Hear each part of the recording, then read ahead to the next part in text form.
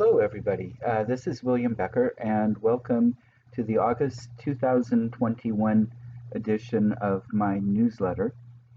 I've been doing a lot of thinking, meditating, and things have been coming up and stirring around, and I've decided that it's just simply going to be much easier to talk about all these things um, in a video than trying to write it all out.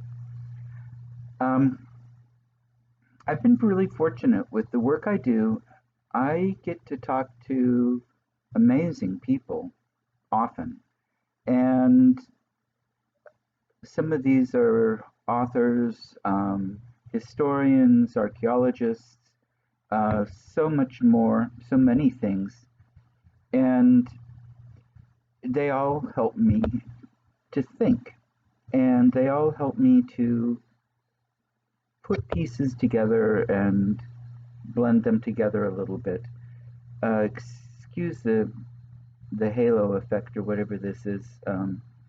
There's not much. It's a clear story window, so I can't block the sun out. But a couple of people I've had on my show fairly recently. One was Barry Fitzgerald, and I was fortunate to read the manuscript for his upcoming book, The Deception of Gods and Men. The Price of Power Has Never Been So Great. It's written by Barry and by Brian Allen. And then The Eye of Time by Tim Roby. And he's also written many different blog pieces. He's an archaeologist and specializing in prehistory. And these two books are on very different topics, but they aren't.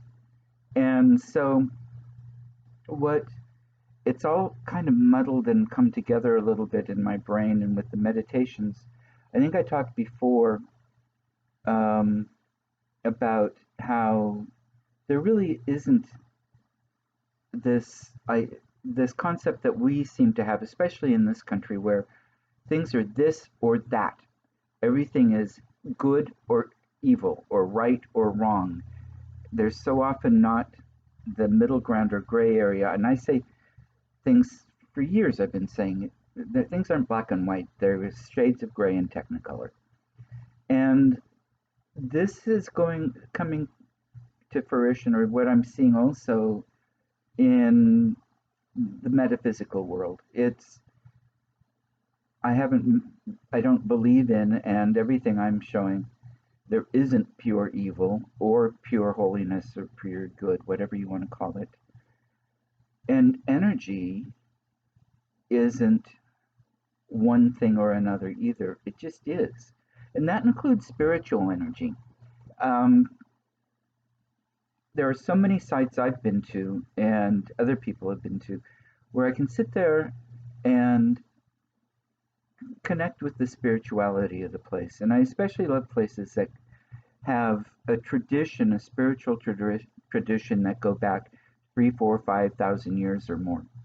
And you can see or feel how most of the time all those different rituals that were practiced there and the ideas of the spirits that were being appeased, or the gods that were being appeased, or the Christian God, or the Jewish or Muslim God, whichever, it's all the same energy. And it takes you into a spirituality that is. And it's not a right or wrong, it just is. And then there are also a few places I've been where the more recent, in the last 2,000 years, spirituality of the place conflicts with the older place, or the older spirituality. And I'm not sure what all that's about. Always, I need to do more sitting with those in those areas. But I think some of it has to do with more rigidity in, this has often been a Christian tradition, the ritual of the Christian practice at the place, and that might be part of it, but I'm not going to say that's for sure. But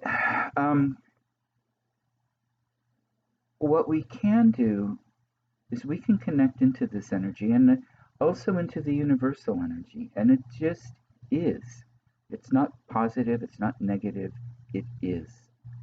And then human beings and other beings can take that energy and put their own stamp, run it through themselves and their own personality.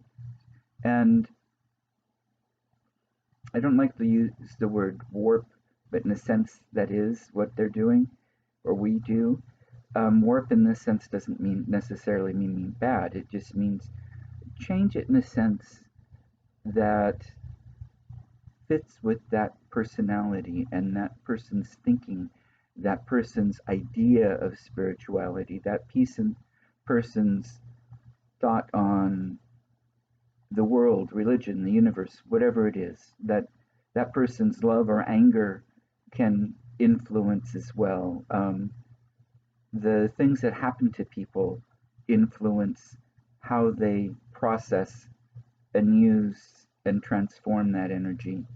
And part of what I've also been coming across with this is life lessons and the whole concept of patience and just letting go and helping to realize how there are no perfect people. There aren't any perfect beings. And it's so easy, especially in these times, to um, be really judgmental. And it's important that we not be so judgmental of the of the person. And this does connect with what I'm saying about the energy just being the spirituality, just being everything else. For the most part, people do what they can with what they have, and they transfer and work with the energy they have, and their life comes out the way they express themselves, um, based on how their life has been since they were born, as well as a certain amount of DNA. From the research and scientific research, I'm understanding that it's not just environment, it's DNA as well as environment. And that varies a little bit from person to person. So, understanding where people are coming from is important. Now, that doesn't mean that doesn't mean that we don't call out inappropriate behavior for what it is, or actions, or even a thinking process that can be dangerous to themselves or others. And I'm not trying to be political here or anything else. When I'm working with work, I leave that stuff aside. I'm just trying to speak in general. And um, we we need to be understanding of where people come from and not condemn the person so much for the actions. Condemn the actions, maybe, but not the individual so much most of the time. Again, I don't believe in absolutes. So that's something that's not always easy to do. It's something I try to do. And there are, when you're dealing with people who don't want to consider another point of view, the conversations are pointless and everything else. And the best you can do then is just say, okay, and just disagree and walk away from it, for the most part. Um, Again, these are generalities. These aren't specific instances where something else has to be done, just for safety, public safety, individual safety, whatever it is. Um, we also have that energy that goes that we that we can put out, and we twist it to be. Do we use it selfishly? So we always put ourselves before the common good, or do we consider what is important for others as well. We live in a civilized society, and even societies that aren't civilized realize that, or from our standard, aren't civilized from our perspective in first world countries. Um, they understand the needs of the whole, sometimes have to supplant the needs and desires of the one. And without the needs of the whole being met, there's no way for the one to have that need met as either. Excuse me as I stumble over my words. So that's another piece of all of this that goes around. And I'm going to keep digging. I'm going to keep looking into more and more of these things. And I encourage you to think about it too. Meditation is an important part of this. Reading books that make you think, talking to people who make you think.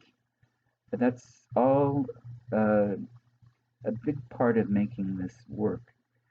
I have another, the third Saturday of this month, Tom Muir, who is an archaeologist, a prehistorian, and a folklorist and legend, storyteller, and also an author. And he and his wife Rhonda have started a publishing company and such up in the Orkneys. And it will be interesting to get more of his take on so many of these things too, because there's the archaeological and the spiritual, and they work together. And it's easy to put that, well, I won't say easy, but when we open ourselves up to it and let those things mesh, it really helps put life in a clearer perspective. What happens next after this life in even a clearer perspective. Who we are. I mean, part of what we're here for is, in my opinion, to develop what the Greek philosophers would have called our own telos, our own, like each acorn grew into an individual specific oak tree. We grow into, that's perfect in itself. And we are to do that ourselves, grow into our own perfect individual person that's perfect to ourselves as we are. And connecting into the energy of the universe, the spirituality of the universe, can be an important part, I think, of that for everybody, each in their own way, and how that translates. But the true person, I think, is a beautiful thing for most people. And that's the person that has shed the traumas of living and growing up, the person who is in touch with who they are more solidly, with a better understanding of what's truly them, what's truly outside influence, and can block out the outside influence as appropriate. The positive influences let in, the ones that aren't as much, evaluate things. Take things and work with them and look with them. The shadow is an important part of us too. Integrate that in a way that's healthy instead of a way that isn't. And I hope you enjoy the rest of the newsletter. I've got my dear friend Ender's got his column this month, and Tom Muir has got a great story, folklore that he's submitted that's in the newsletter as well. And please feel free to share this if you enjoy it. Let other people know how to sign up. And I thank you all very much. I hope I haven't confused anybody too badly, but if I have, sit with it. See if you can make any sense out of my kind of mind wandering ramblings. And I won't use the word charm because that most people probably wouldn't find it that way. But thank you all. Have a wonderful day, your evening, whatever time it is in the world where you are, and I'll talk to you in a couple months.